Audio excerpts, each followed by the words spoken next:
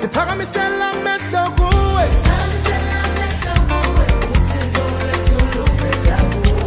Hey, come on, sibeka lonke, yeah, yeah, yeah. That's all it says, come on, siphakamisela amehlo kuwe. Come on, hey, sibeka lonke ithemba kuwe.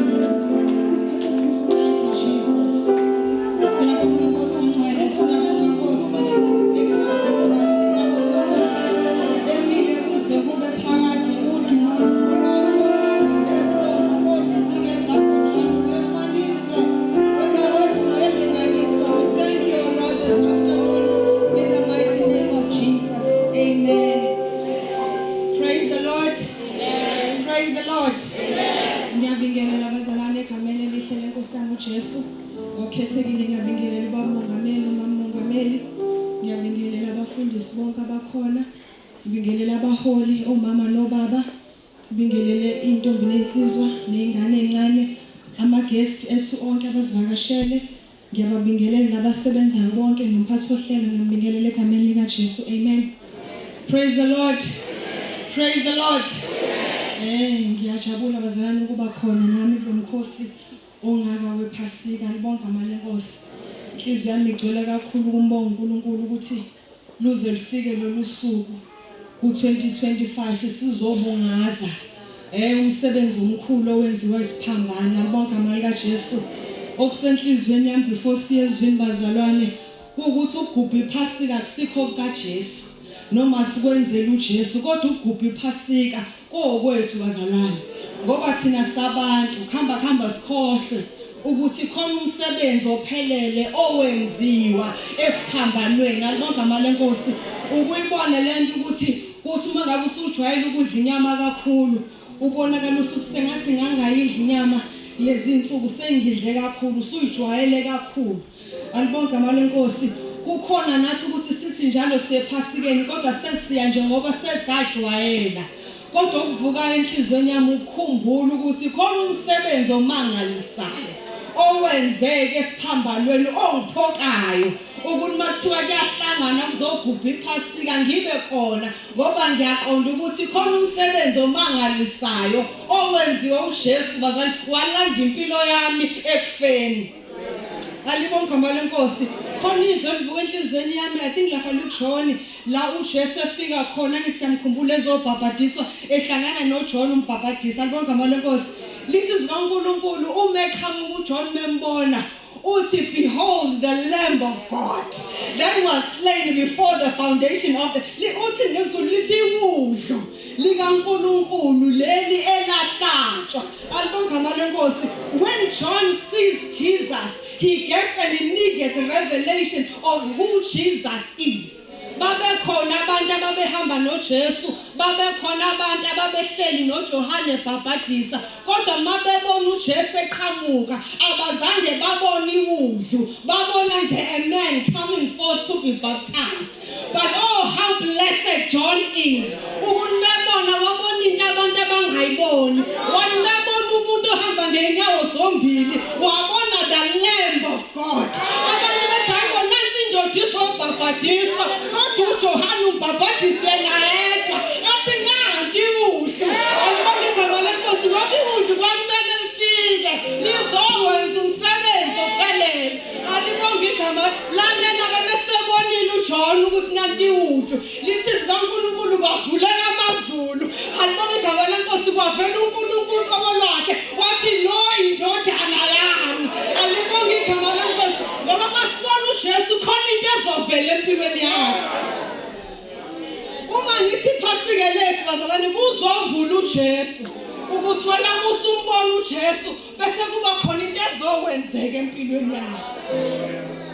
So sesijwayele kakhulu ukuthi siyaphasikeni, siyosonka, siyodla, siyohlangana nabangani, kodwa kusenhlizweni yami ukuthi amasihlangana uthi behold the Lamb of God. Nanti udle lahlatshwa. Nanti udle lasusa izono zami. Nanti udlu elathatha ukuhlupheka nokweswela kwami konke. Nanti udlu elahlatshwa lasusa izifo zami zonke. Nali udlu elahlatshwa langinika uphilo phakade. Nali udlu elakhulula umphefumulo wami. Nanti udlu langinika ikusasa ngingenalo. Nali udlu langinika umuntu ngingemuntu, ngiwumuntu kazana, kodwa lehla. Oh, the Lamb of God lehla. Lahlanza nezami izona. Ngangifanele ukulahla baselwane, kodwa umusa wakhe wangilanda. Oh, wangilanda umusa kaJesu, wanginqanda ekudukeni lami. Ingakho ngila bazalwane. Isho njalo inhliziyo yami ukuthi masimbona vuma ukumbona. Kukhulunywa amazawu 7 kuzombulwa yena kuwena. Vuma ukumbona. Namanje kuzoshunyelwa kuzombulwa yena. Utheni uBishop ekuseni uthe singaba noshintsho, kodwa malisusa uJesu lolo shintsho alukho luhle. Kodwa how wonderful it is ukuthi kule ndawo kuzombula uJesu. Ngiyakuthandazela nawe uthandazela umakhelwane wakho ukuthi bembula uJesu na umbona engiyathembisa muke wambona as the Lamb of God eyenza umsebenzi ophelelisiwe khonto ezowenzeka uzobona uNkulunkulu qobo lakhe esukuma phezulu kwesimo sakho engenelela lapho usuthi khona ngeke usaphuma khona lapho usuthi usekhoneni khona ngeke kusenzeka lutho avela bonakala uJehova elulisandla sakhe esinamandla akusindisa kophule ogibeli lomqhubi ngoba uyabathwala ba alibonga malenkosi sizongula lo Jesu bazalwane ukunala la kaSanti makwazeke ukuthi likhona udla usadinga ukuzane lakho asadinge ijuba lakho asadinge embuzi yakho asadinge imvu yakho kodwa ikhona the perfect Lamb of God eyenza umsebenzi ophelela libonga mali kaJesu sizoyezini lenkosi bazalwane sizoyezini lenkosi bekuinvite nje ukuthi bembulwa langazelela ukumbona ayikhona into azoyenza langazelela nje makushungela umuntu omaziyo kodwa ulangazelela ukumbona ngoba khona into ezowenzeka empilweni yakhe alibonga malenkosi so ngizoinvite abazalwane ukulona lo khona when we are going to hear the word of God awumise yonke into awumise yonke into njengadisturba nengakuchithela isikhathi nengenza ukuthi ungezwa zihlukanise nayo noma ushintsha umuntu ohlele enkeni kwakhe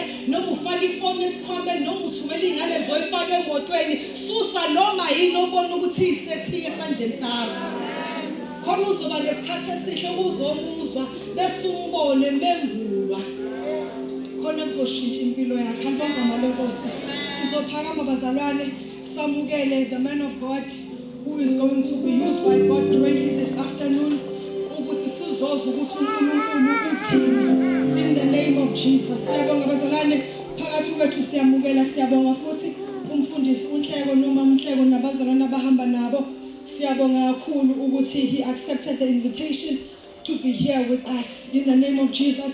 It is an honor kumina ukwamukela wena mpostoli ukuthi uze ngaphambili uzosinika izwi laNkulunkulu siyamazi kakhulu bazalwane umfundisi uNhleko sibengayi kakhulu kodwa asidlule kwazinisa ekutheni siyamazi nokuthi simbonile before asizobuka ukuthi what is God going to say through him because I can assure you ukuthi uNkulunkulu khona azokusha khona azokusho siyamazi he comes from iBlessing Church eseThekwini sibengayi ikhathi eziningi khona la ebandleni ezosibonisa nje lo Jesu esimkhonzayo na kule ndawo ngalawo masizane umfundisi ngithi the floor is yours siyabonga kakhulu sisho izandla abazalwane esenza ngaphambili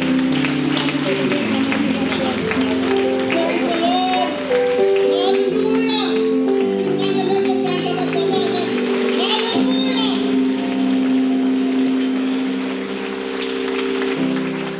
Selashala uNkulunkulu izandla enkulu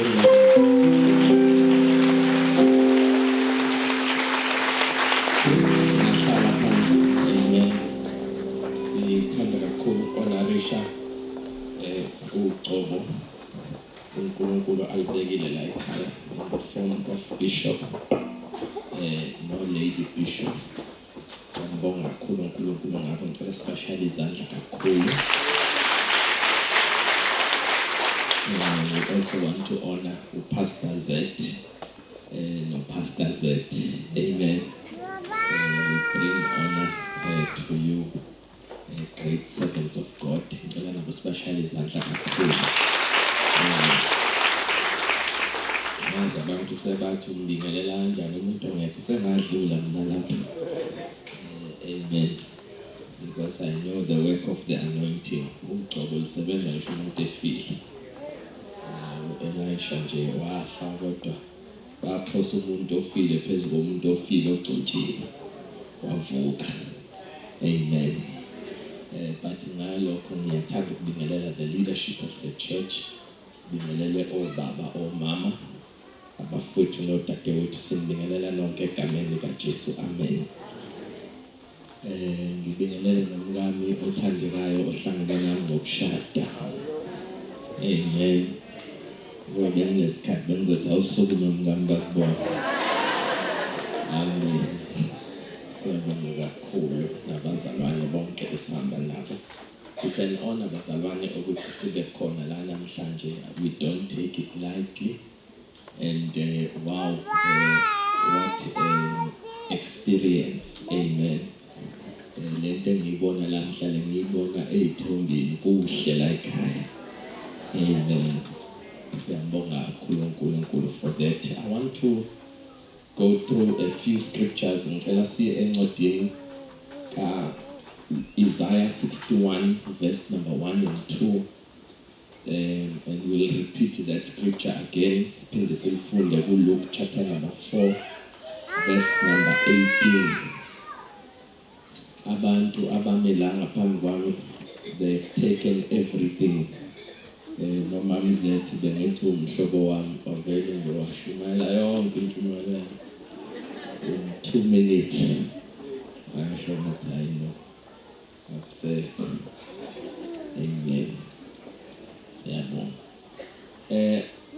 And then we are reading Isaiah 34 verse number 16. If we can start with Isaiah chapter number 34 verse number 16. Isaiah 34 verse number 16.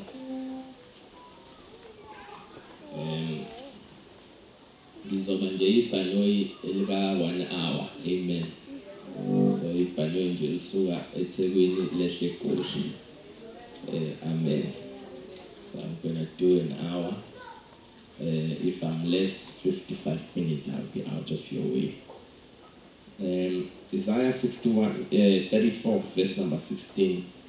Saniyafunda.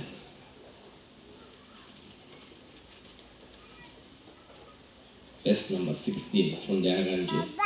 Funani encwadini kaJehova nifunde. Ayikusilala nento eyodwa kulokhu. Ayikho eyakuswela umngani wayo, ngokuba umlomo wakhe okuyalezile nomoya wakhe. Ngoba umlomo wakhe okuyalezile nomoya wakhe okuhlanganisile.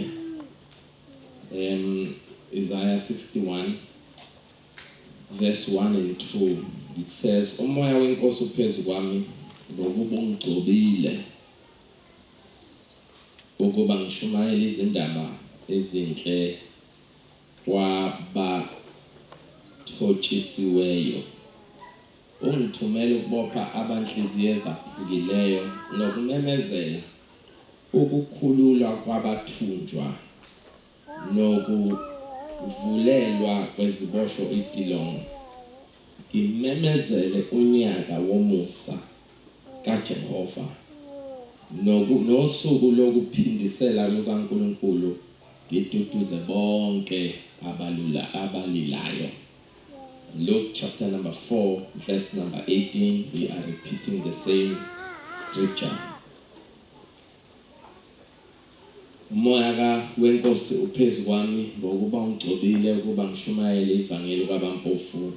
Ngithumele ukumemezela ukukhulula kwabathunjiweyo nokubona kwabayizimpumputhe nokuhlenga abacindizelweyo nokumemezela unyaka omuhle wenkosi.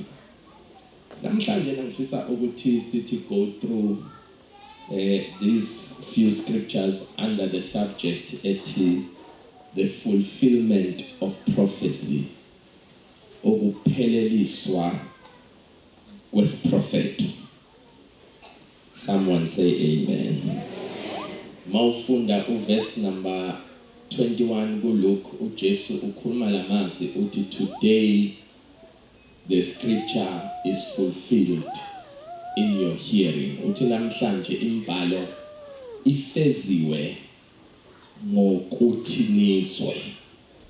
Now ngiyafisa ukuthi understand ukuthi masikhuluma ngokugcwaliswa noma ngokupheleliswa kwesiprofeto, funa understand number 1 ukuthi isiprofeto siyini. Propheto these days sihamba sashintsha sangaba ilento original esiyiyo. Is propheto in its original context ukukhuluma kukaNkulunkulu lokho okuzokwenzeka. Someone say amen. Isiprofeto ukukhuluma kukaNkulunkulu lokhu okuzokwenzeka. And you need to understand ukuthi uma uNkulunkulu ekhuluma sonke isiprofeto usibhale wasishicilela ezwini lakhe. Ngamanye amagama asikho isiprofeto esikhona esingaphandle kwezwi likaNkulunkulu. So uma siprofeta asekho esinye isiprofeto esisha esiyofika naso. Kodwa sonke isiprofeto esisiprofetayo siyoqhamuka ezwini likaNkulunkulu. So the highest level of prophecy is that which the Lord says. Somebody say amen. Izinga elikhulu lesiprofeto yilokhu uNkulunkulu akushoyo. And uma uNkulunkulu ekhuluma, he even made sure ukuthi from the time past ukhulumile kwashicilelwa. Kodwa uma esehamba uJesu lithi iBhayibheli wabenza abanye baba abapostoli, wabenza abanye baba abaprofeti, wabenza abanye baba abavangeli, wabenza abanye baba abafundisi, abanye baba abelusi. Now ngiyafisa understand lokuthi masikhuluma most of the times I say this is fivefold ministry. Kodwa to simplify these gifts which are equipping gifts, you need to understand ukuthi masikhuluma ngompostoli according to the hand, ukuthi umpostoli is the thumb who is able to touch all the fingers. Someone say amen. So masikhuluma ngompostoli sikhuluma ngalo oyisithupha okwazi ukuthinta all the fingers. So when you are apostolic, you can actually get into all these offices without struggle. But uma sikhuluma ngomprofeti sikhuluma ngalo munwe awusetshenziswa uma uprofeta uthi thou says the Lord. Awunisekhona bathana. But uma sikhuluma ngomvangeli sikhuluma ngalo munwe which is taller than others, which means ukuthi kuyo yonke lama gifts this one is an outreach one. Okwazi ukulula intamo abuka imphefumulo edinga ukusindiswa. But uma sikhuluma ngalona sikhuluma about the pastoric one, lo ekuthiwa he is a pastor. Ngamanye amagama this one is a commitment finger, meaning this one commits to the church. But makhulwa ngalona kukhulwa ngomfundisi, the teacher.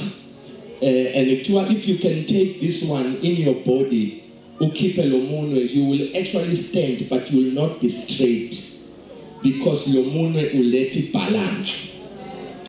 Umayidala umuntu umdalela ukuthi abuse, emayithe akabuse uthakabuse phezu kwezilwane zasendle, uthakabuse phezu kwezinyoni zezulu, uthakabuse phezu kweinhlanzi zasolwandle.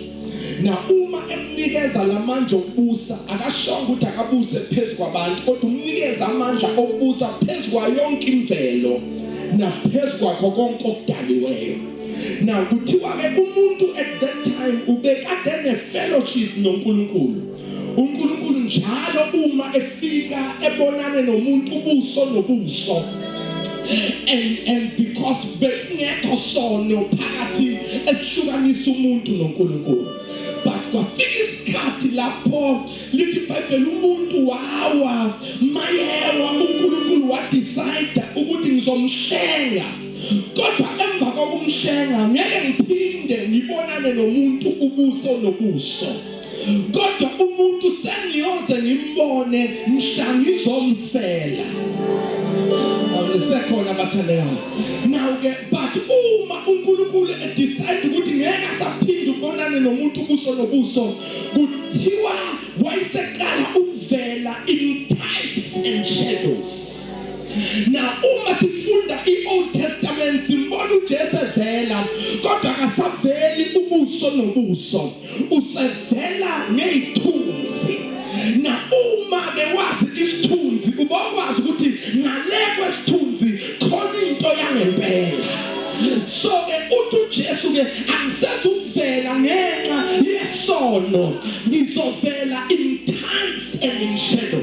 Yingakho khona amavesi uma siwafunda ubone ukuthi akusakhulunywa ngoDavide ethi ukhona yini engamenzela umusa na, sekukhulunywa ngoJesu type.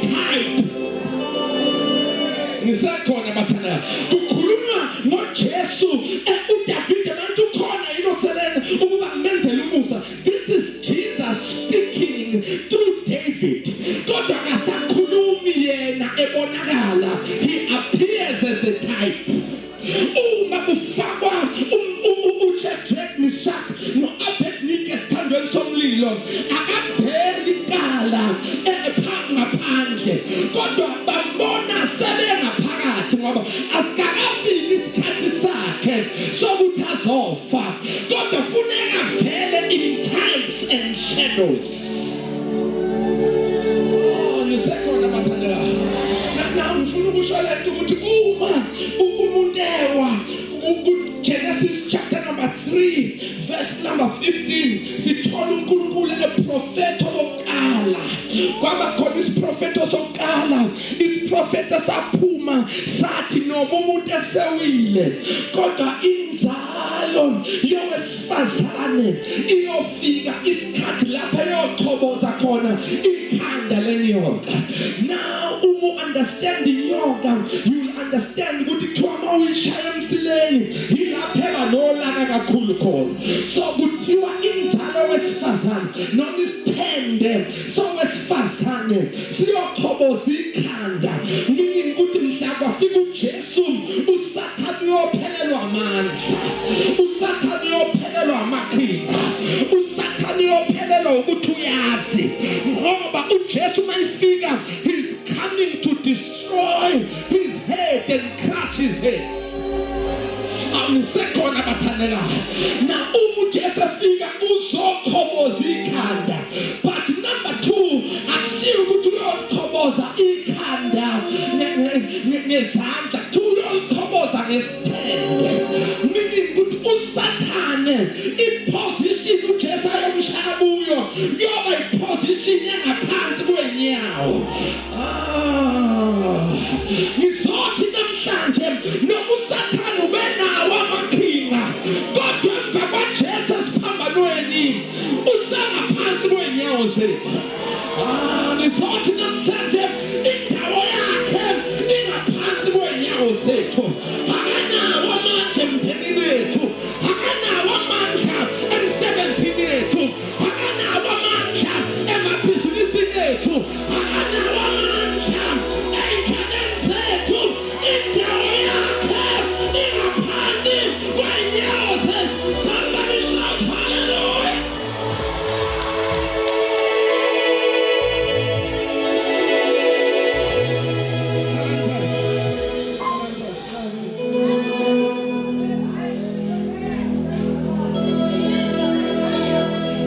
Now, kwathi noma sebonakala engasaveli uNkulunkulu in reality, kodwa kwasho ukuthi sesiphumile isiprofethi. Kwathi angithi uSathane ubethe umnqobile kanti akazi ukuthi emva kokuthi uAdam kuphuma isiprofethi. Ngizothi namhlanje uma kwaphuma isiprofethi ubokwazi ukuthi noma ungakasiboni kodwa every prophecy must be fulfilled. Sonke isiprofeto kumele sifezeke. Yini kumele sifezeke? Yingoba uNkulunkulu uthe angisiyi umuntu ukuba ngiqamba amanga, nendodana yomuntu ukuba ngiphenduke.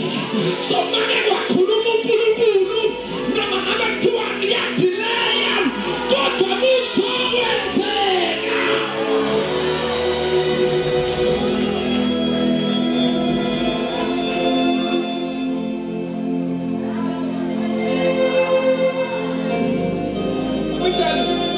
Let me tell you this. Yabona uSathane mase kuphuma isiprofethi uvela itshela ukuthi uzobamba la afrustrate lapho izinto zingakenzeki khona. Kanti isiprofethi sesiphumile, ucela makhansi sesiphumile isiprofethi. siphumile isiprofethi. Uma uNkulunkulu edala umuntu, umdale wambeka kwi-dispensation of innocence. Okay, aningizwa? Umbeke kwi-dispensation of innocence. Lapho umuntu innocent khona. Uyabona nangikhaya umntanami. Ngiyambonga nje sengikwazi na ukuthi umntanami nasesontweni sengiyakwazi. Bekungihlula. But I want you to understand this. Ukuthi umntanami lo una 3 years. But she does things from the point of innocence. Aningizwa ukuthi khona istage lapho ubungakwazi ngisho ukumtshela ukuthi yini okumele uyenze yini okumele ngoba ubeka kwi-innocent stage. When you are at an innocent stage, yilapho ungakwazi okubi nokuhle. Ukwi-innocence. Okay, anginyise la kuJob. uJob angithi ngiyamthanda uJob istories. Ipoem kaJob. Amen. Nangawusho amen. uJob ipoem ke. Amen. It's a story. It's not historical. But I'm going to say Job. uJob ufika kwi-stage lapho bamthathela yonke into in one day. Yonke into. Fellow izingane ulahlekelwa yonke into in one day. Yabo the story ngempela. I'm telling you amen. No. Ungalimali. The story is inspired by God. Now, uma uJob elahlekelwa yiyo yonke into in one day. uJob uphenduka uthi inkosi iphile, inkosi ithathile. Bese ethi igama lenkosi alibonga. Usho kanjani ukuthi inkosi ethathile ngoba inkosi ayithathanga? Aningizwa? Uthi uJob inkosi ithathile kodwa akusiyo inkosi ethathile. Siyazi according to the story. Ngizoloke ngiphinde ukuthi uSathane ofikile. Uyena uSathane who's tampering with uJob. But uJob akawazi umehluko. He is living in innocence. Aningizwanga bathanda. Khona into ekuthiwa ama-honest mistake. Where you do a mistake out of innocence. Kwathi ukuthi uNkulunkulu babeke uAdam noEva kwi-innocence. Lapho umuntu ahamba nkulu engabi namahloni. Aningizwanga. Ngoba kwi-innocent stage ngeke ukuthi ubone ingane nawo aniye ingagqokile uthamba ugqoka wena. No, it's a stage of innocence. Ma uthamba ugqoka kusho ukuthi wena onakele.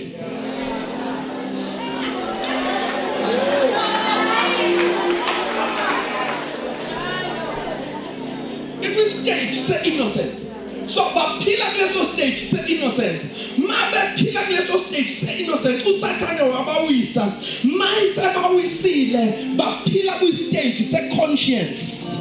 Kwi-stage sanembeza.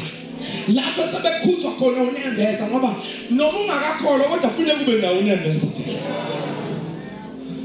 Awu amen waphela. Awu utshela makanti banonembeza phela.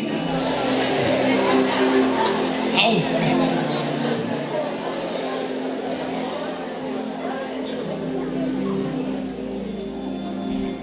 Number 3, bangena kwi-stage se-human governance. Lapho manje uNkulunkulu ese-release i-responsibility to humanity. Usenikeza uNoah amandla ukuthi uzokwakha umkhumbi.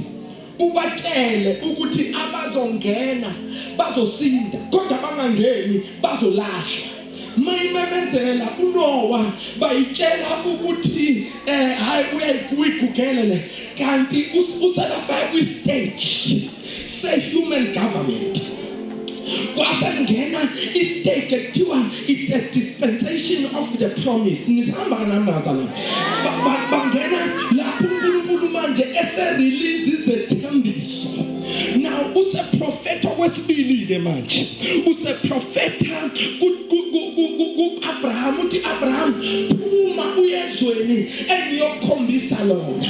Uma esephuma ezweni ayomkhombisa lona lithi iBhayibheli wamthembisa ukuthi inzalo yakho iyoba ngane inkanyezi zezulu. Wathi nenzalo yakho iyoba ingane ihlabathi zolwandle. Mayikhuluma ngeinkanyezi zezulu ubekhuluma ngathi because makhuluma ngeinkanyezi zisemoyeni so uNkulunkulu umthembise inzalo yokomoya.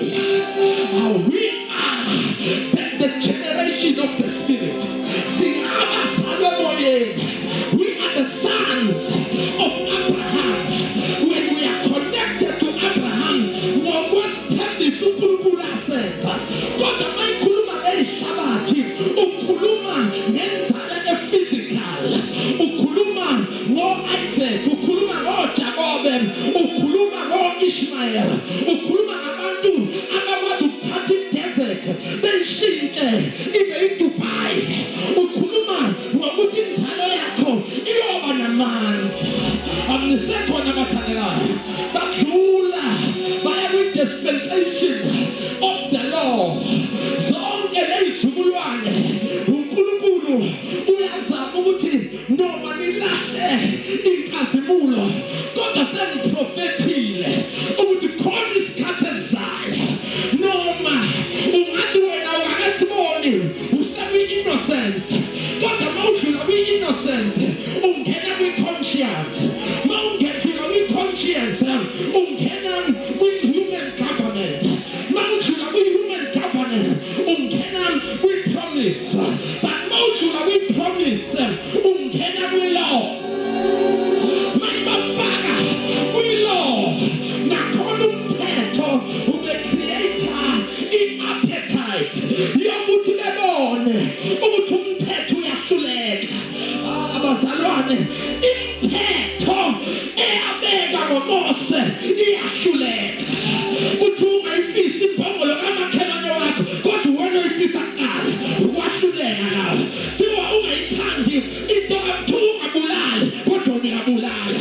Amnisekhona bathanda umthetho wenzelweni umthetho ukuthi mawuhluleka kuba ukuthi lesiyasiprofetho siya ngokuya siyasondela ukuthi inzalo yowesifazane iyokhoboza ikhanda lenyoka. Awutshela makhelwane amen amakhelwane.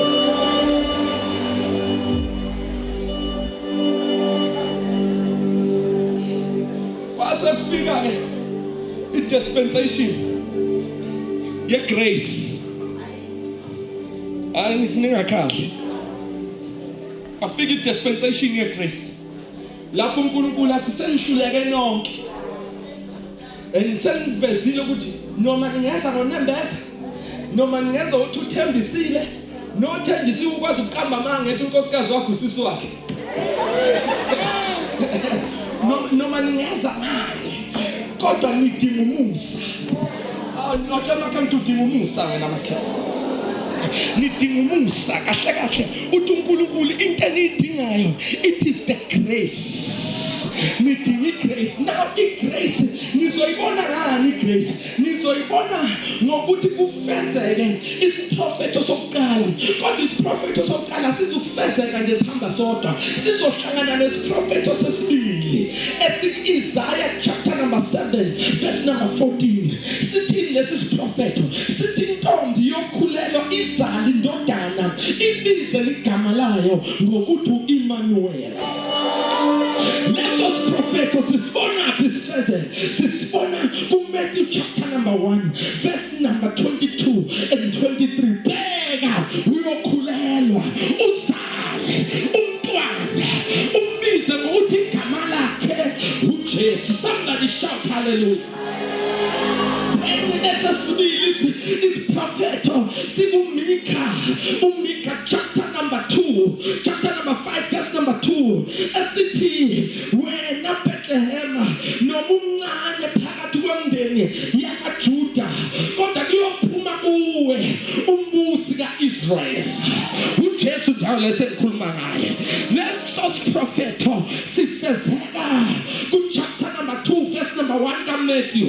Esesithathu sitholakala lapho u-ekhotha khona uZechariah uthi uyakhuluma lapha yana uPetro uthi lo Jesu nimbethelayo lo Jesu nambethela uyena lo okwakhulunywa ngaye. Akusekhona bathandekayo kwathiwa uyoba yisumela I wish I had an amen here. Awunisekhona bathana. Yothi uyoba ihlumela elungileyo. Now kodwa esithi prophetho esifezeka ngisakudawunloadela iprofetho nazi ifezeka. Tell me nazi iprofetho ifezeka phambi kwami. Nazi ivela ifezeka. Esithi prophetho sitholakala kuJeremiah esiveza ukuthi uJesu uyindodana kaDavide. Emzini kaDavide kuyophuma onqobayo. Awunisekhona bathana. uNkulunkulu lapho wenza imasterpiece ngoba wavele walanda uRuth ezweni lakaMoab wamthatha wamfaka ezweni laseBethlehem kwaqhamuka uBoaz. Lalela-ke uRuth mayiqhamuka kaMoab benomdadewabo u-Opha abashade naye. Mabefela amadoda u-Opha uyajika uRuth akajiki. Uthi lapho yakhona nami ngiyakhona. Uthi lapho hlala khona nami ngizohlala khona. Uthi abantu bakho baba abantu bami. Uthi uNkulunkulu wakho uba uNkulunkulu wami. Wayesethi uNkulunkulu lokhu khona ongaka angikufake la. Maye mfaka wayesethi kuwe niyophuma ihlumela eliyothola umntwana okuprofethe ngaye kuGenesis 3:15.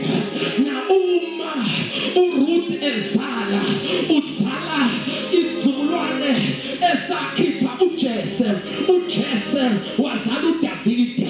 Kodwa mawubuka lo ongezanga la uOpha lo wajika uzala izizukulwane esakhipha uGoliath. Kwasho ukuthi mhla eyolo uDavide kunento kuye ethi noma sizihlobo kodwa manje mina sengene esiprofethweni wena ngaphandle kwesiprofetho. Wayesethi lo mina ngiphethe umkhonto nenqula nenkemba. Wathi uDavide uzakini nenkemba nenkhonto nenqula kodwa mina ngisa kuwe ngegama likaJehova Sebaothi. Wathi namhlanje ikhanda lakho nesidumbu sakho siyodliwa yizilwane zezulu nezilwane zasendle. Somebody shout hallelujah.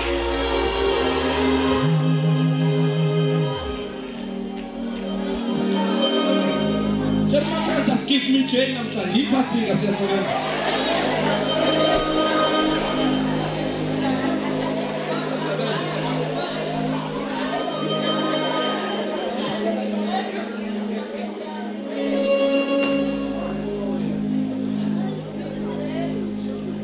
I'm getting there. Then who picked the prophet? Ngilethela iservice yeprofethi manje ifezeka. Ukuthi nasi isprofethi esinye esithi uJesu uyongena eJerusalem ngembongolo. 6 Zechariah 9 verse 9. And siyafezeka kuMatthew 21 verse number 4 to verse number 9. Bese ku-Isaiah uphinde khishwe esinye isprofethi esithi ngiyokwenza ukuthi ube ukukhanya kwabezizwe. Siyafezeka kuLuke chapter number 2 verse number 32. Bese lithi iBhayibheli uyolahlwa nabantu bakini. Ingakho sithola ivesi lithi kuJohn lithi itshe elanqwatshwa abakhi manje sekuyitshe legumbi. Now I'm done with that because we are talking fulfillment of prophecy. Now ngifuna ukuthi ubuke lena ukuthi from the time kukhulunywa ukuthi inzalo wesifazane iyoqhoboza ikhanda lenyoka, that time was 4,000 years. Somebody say 4,000 years. 4,000 years. Isaiah 34 lapho sifunde khona lithi alikho izwi kaNkulunkulu elengeke ukuhlangana nomngane wayo. Ngithanda lesingisi lithi there is no word that shall not meet its mate. Okay, aningizwa.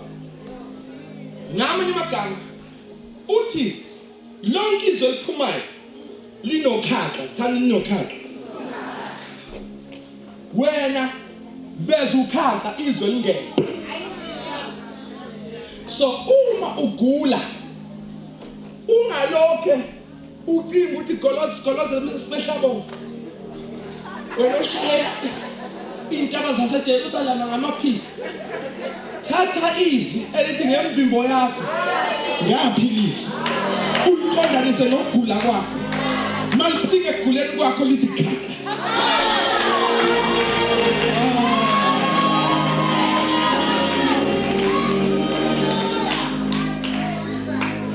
Mawuhlupheka namhlanje kunezi elithi owayicebile wenziwa wabampofu ukuze ngenxa ubumpofu bakhe wena ukebe.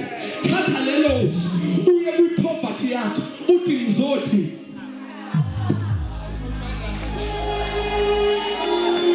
makuvaliwe. Thatha izwi elithi khona uNkulunkulu ezulwini othe uyokwenza indlela ehlane nemfula kwahlongasini. Khona uNkulunkulu ezulwini othe lapho kuvula yena khona akekho namandla okuvula abona amandla okuvala. Thatha lelo zwi bese uthini bazalwane?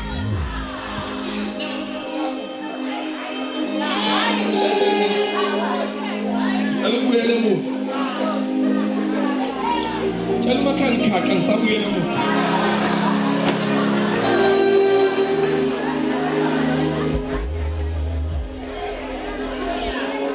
Bazalwane thanele imfundisi. Phuma la uye kwi-account yakho. Uthatha ikhadi lakho uthi ngizokufundela. Ngoba kufuneka mangiphuma la leli ngizokufundela lona. Lithi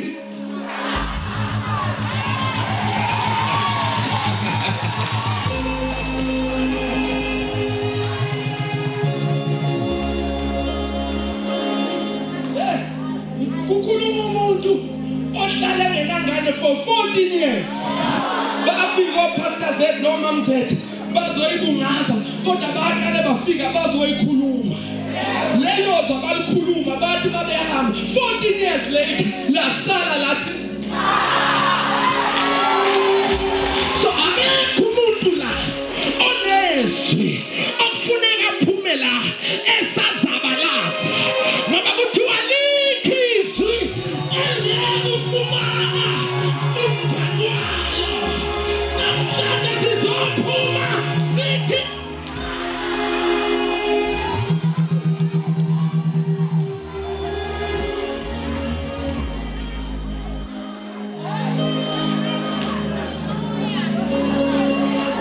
shadi hangu yofunda uJohn chapter number 2. Uthi Jesu ngiyamema emshadweni wami. Ake bakumema John chapter number 2. And mawufika uzofika namabonakala ulungise. Bese loluze lisala lithi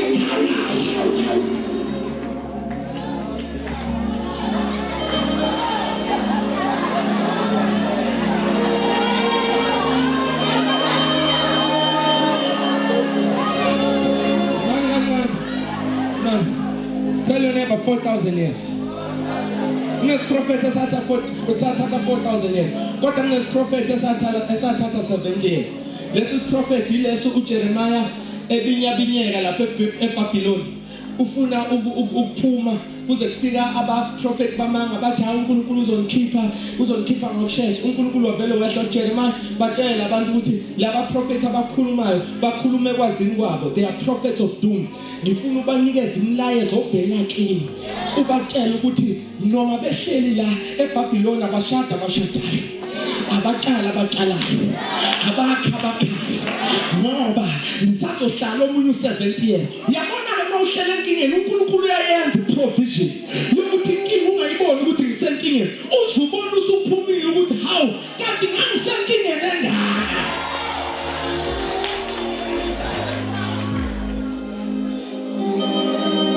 Prophet esithatha 70 years. Kodwa bese kuba khona isiprophet esithatha 1 year. Lesi isiprophethi lesi saprofethwa uNkulunkulu kuAbraham wathi kulesi sikhathi ngonyaka ozayo ave nisithandayo. Tshela umakhaya ngalesi sikhathi ngonyaka ozayo. Ave nisithandayo leso this time next year. Siyakreda next year. Angiyangizwa. Siyakha next year. This time next year. This time next year. No, on the second after. Bese kuba khona isiprophet esithatha 24 hours. Leso siprofeto sithatha 24 hours. Yilesa safika uElisha sebeqakekile. But masebexakekile wayesethu uElisha kusasa ngalesi sikhathi kuzobe kunenala yokudla. Kwakhuluma omunye wathi ngisho kungavuleka amafasitela ezulu ngeke yenzeka leyo. Wayesethu uElisha wena uzobona kodwa ngeke ube ingxenye yakho. Prophet is starting 24 hours. Tell my contest got 24 hours left.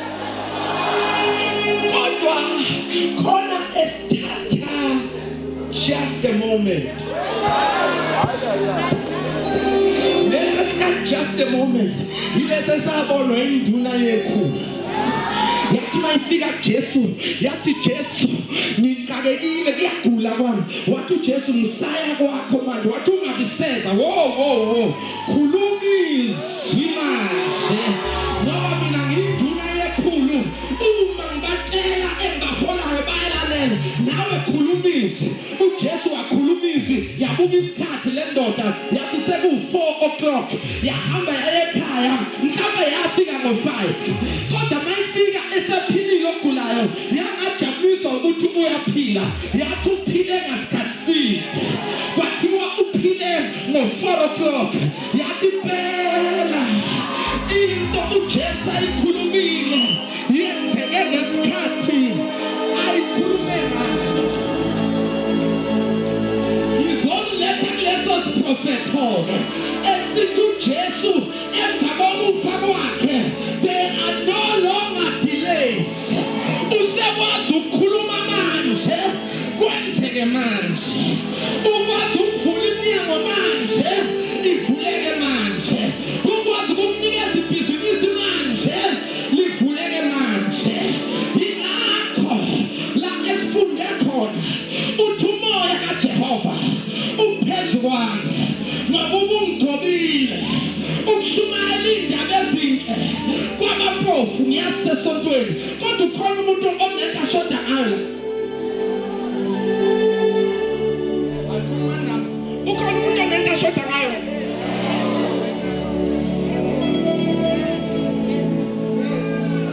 Let me tell you what out of poverty is. Out of poverty is no lack, no insufficiency, no shortage. Poverty is not tangible, it's a spirit. Amen. So uJesu uthi ngizolwa nomoya wobumpofu. Ngizokhulula ababoshiwe. Ufunda iscripture. Mayifunda lesi scripture babukana ababhali nabaSadusi nabaFarisi. Mabembuka wayesethi lento engiyifunda la isifezekile namhlanje. Njengoba nizwa lamazwi ngizothi namhlanje we have come a long way. Redemption here, we have come a long way. Siphuma lapho ngiyengezwa ngevoice note kwethi ngishumela kwenye indawo kwathiwa ushumayele la mfundisi wase redemption here ngabona ukuthi I come a long way with you. We have come a long way. Angisakazi ukuyikhipha ngaphandle. I identify with you. Ngiyathanda noma ngithanda. Sekunowe nje. Khuluma mama ekhaya lelo. Kodwa nginowe tshela umakhela ukuthi umfundisi wethu.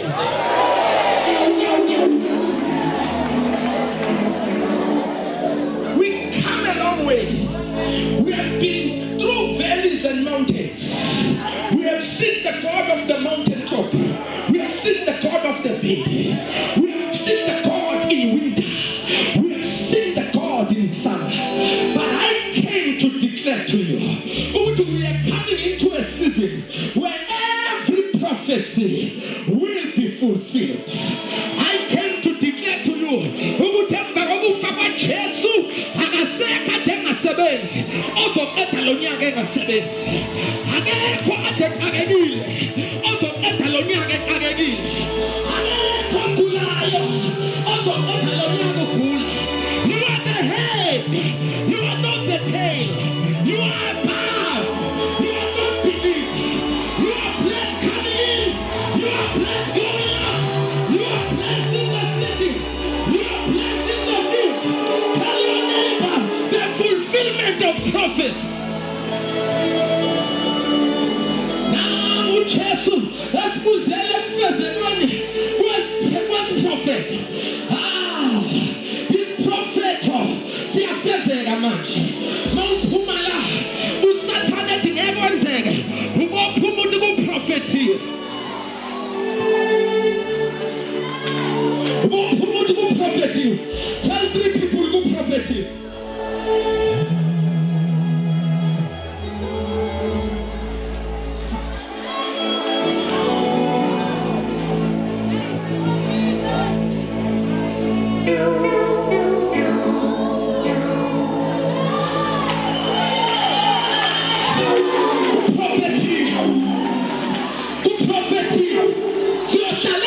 ezingasakhanga siyophuza emthonjeni esingangibanga asikho isikhali esibekwe thina esiyophumelela nolimo lokuthumela lulemahlulela kuprofethiwe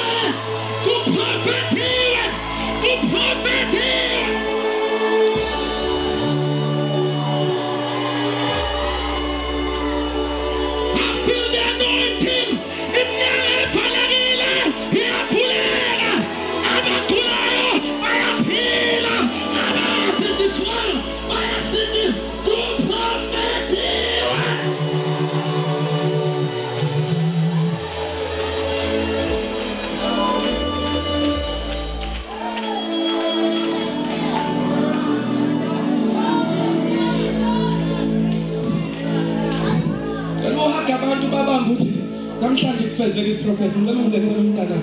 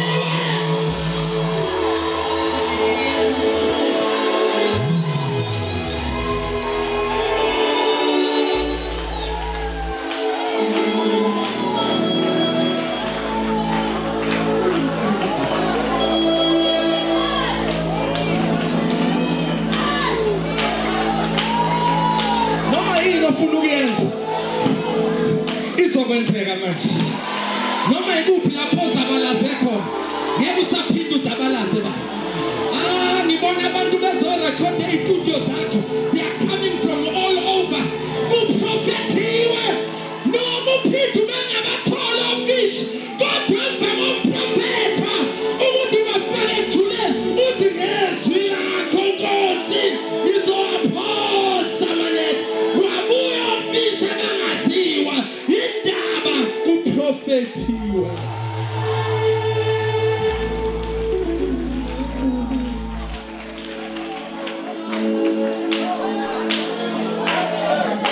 ufuna usibuke kahle lesithombe ngoba kimi siwufakazi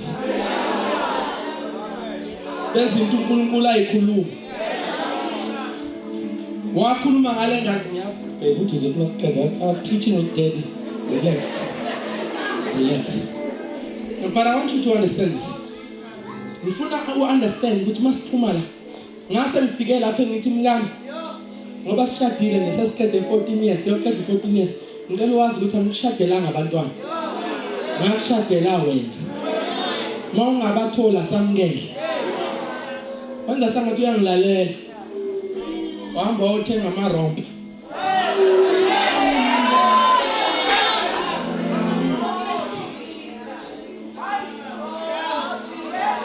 athenga amanabini bathi into kumele senze ukuthi isiprofeti ngase ngithatha a step further ngwathatha amarompa la ngiwalalisa embhedeni athi ukhuluma kakhulu ngithi ingane ilele sasingakayiboni namhlanje nayo the fulfillment of prophecy may I declare to you every word that God has spoken namhlanje usuku lwalo lokuthi lithi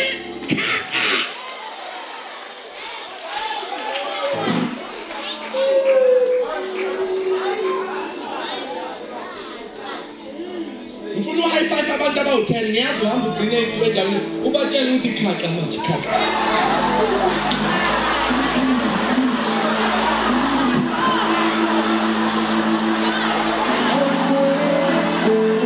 saniyahamba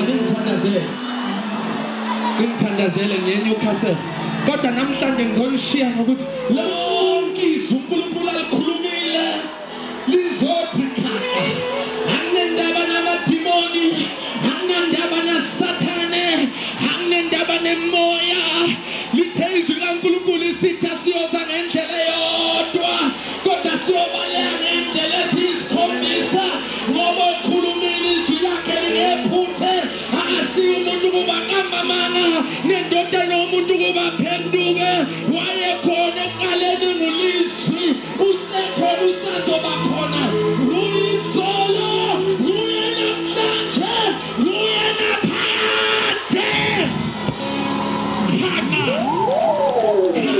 come on brother come on oh, somebody shout khana.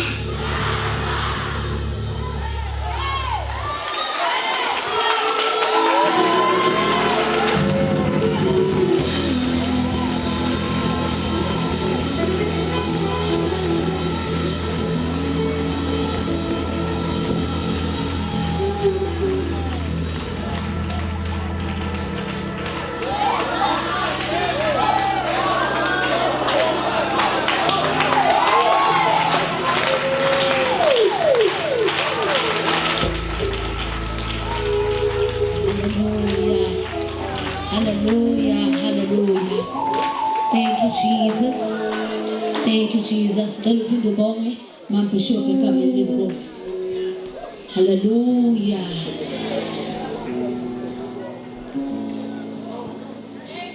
Singavala amehlo. Sibonga kakhulu Nkosi ephakeme.